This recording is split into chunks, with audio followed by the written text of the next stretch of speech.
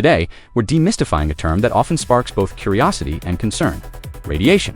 What is it really? In the simplest scientific terms, radiation is the emission or transmission of energy in the form of waves or particles through space or through a material medium.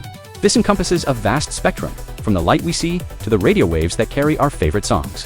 Think of it like this: all radiation carries energy. The key difference lies in how much energy it carries. This brings us to the fundamental division in the world of radiation: ionizing and ionizing. First, let's talk about ionizing radiation. This type has enough energy to move atoms in a molecule around or cause them to vibrate, but not enough to remove electrons from them. In other words, it can't ionize them. Everyday examples are all around us: the radio waves that bring broadcasts to your car, the microwaves that heat your food, the infrared light from a heater, and the visible light that allows us to see the world all are forms of ionizing radiation. These are generally considered safe and are essential to our modern technology and daily lives. Now let's move to the other side of the spectrum: ionizing radiation. This is the heavy hitter. It carries a great deal of energy, enough to knock electrons right out of atoms and molecules. This process, called ionization, can damage the DNA inside living cells, which is why high exposure can be harmful. Examples of ionizing radiation include X-rays, alpha, beta, and gamma. Alpha rays are heavy and carry a strong positive charge +2. They interact intensely with the atoms and materials they pass through, causing a large number of ionizations over a very short distance. This makes them highly ionizing, but gives them very low penetrating power and can be easily stopped by paper or skin.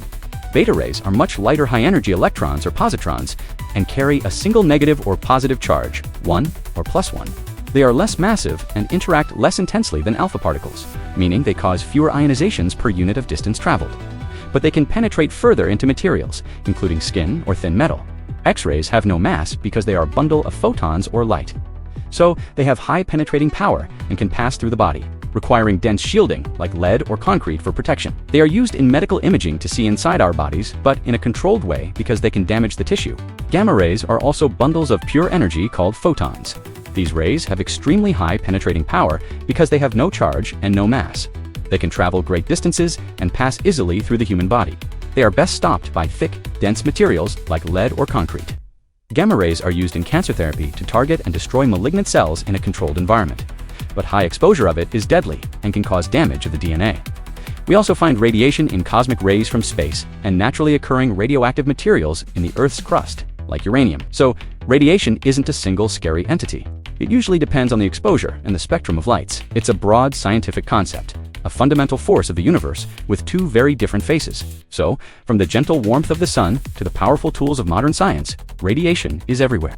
Thanks for watching. Please like, share, and subscribe for more deep dives.